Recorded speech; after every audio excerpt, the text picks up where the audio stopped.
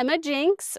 I am a full-time agronomist at an ag retailer locally. My family also farms, and I help with that. I myself have a small truck farm where I grow sweet corn and other vegetables, as well as this field corn you can see behind me. My name is Brett Grauerholz, fifth generation farmer here in north central Kansas. We are a corn soybean rotation farm with dry land and irrigated. We have a small cow herd, very small pasture, but our main thing is row crops.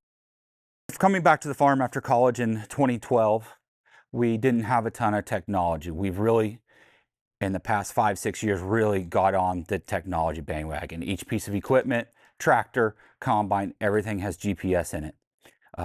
The high-speed fertilizer applicator you see behind me is all individual row controls.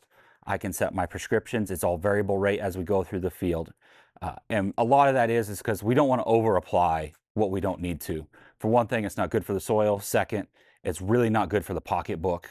For probably the last 10 years, we have been variable rate planning.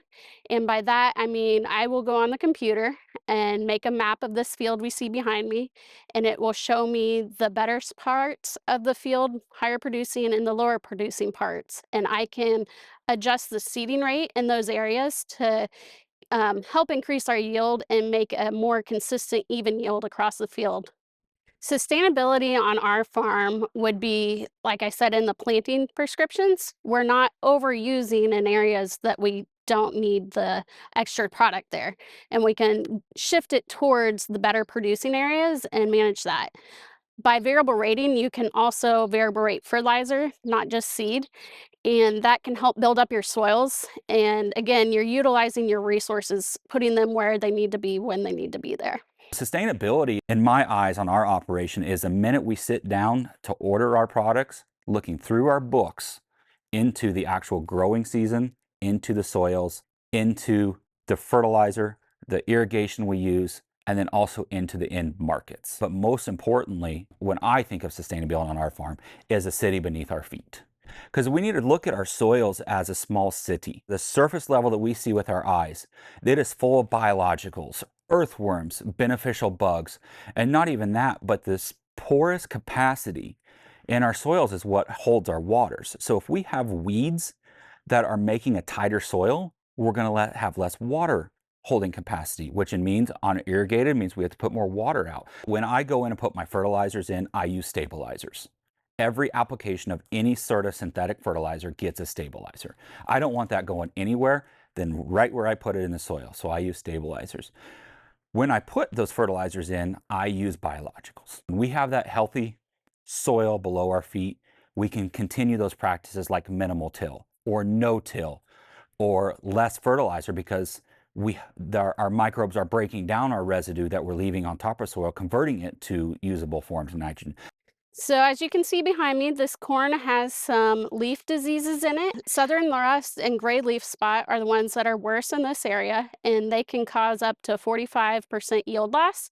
And so it's very important to protect your crop and your yield against that. The southern rust will blow in from the south, and the gray leaf spot lives here in the soil. So tillage would be one way to manage that.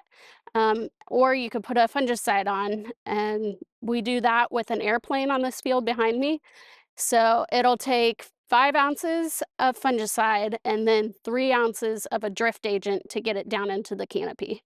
And at that time, if we feel like we need to be adding nitrogen because we've lost some throughout the season, we could also apply some then. So it's all about spreading your risk and getting the right products at the right time. We do not spray unless we absolutely have to. If there is a yield limiting factor, that's when we go after.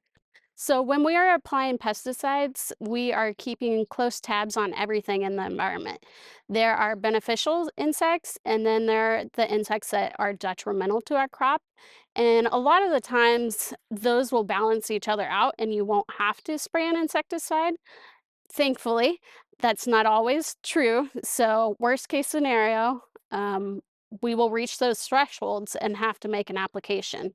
A couple miles down the road here, we did have some corn rootworm beetles having an effect, and that will make your corn fall over essentially and not be able to produce an ear.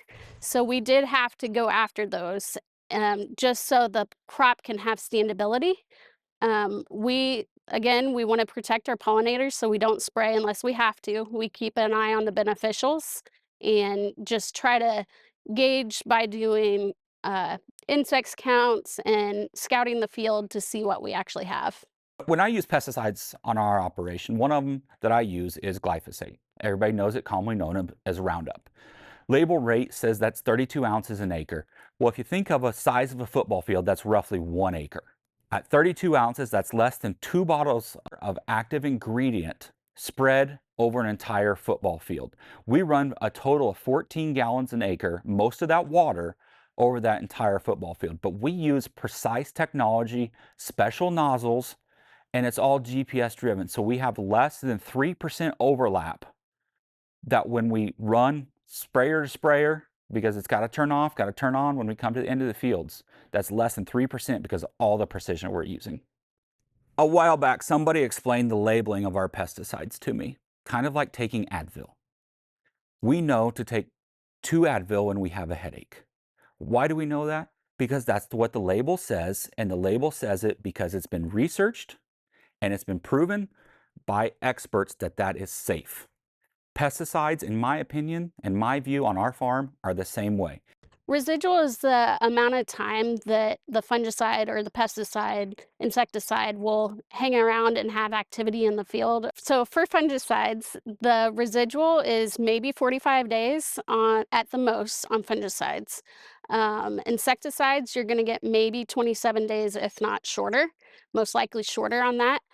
So by the time the crop is harvested, you will not have any residual left. I have 2 lovely boys and they love to be out here in the corn. To them, it's like a playground. They can come out here and just be free. And my dogs live out here. They eat this corn right out of the field. They beg for the corn. It's really nice to be able to have a safe environment for my kids to grow up in and not have to worry about anything dangerous other than themselves. What I'm doing today is not for me. This is not a lifestyle where you get rich and famous from at all. It is about the soil and the next generation. And the goal is to pass that land on to the next generation better than we received it. My dad did the same thing, took care of the soil. He helped convert us to no-till. My grandpa, years and years ago, did the same thing. So we're always thinking about the next people that is going to take over the operation.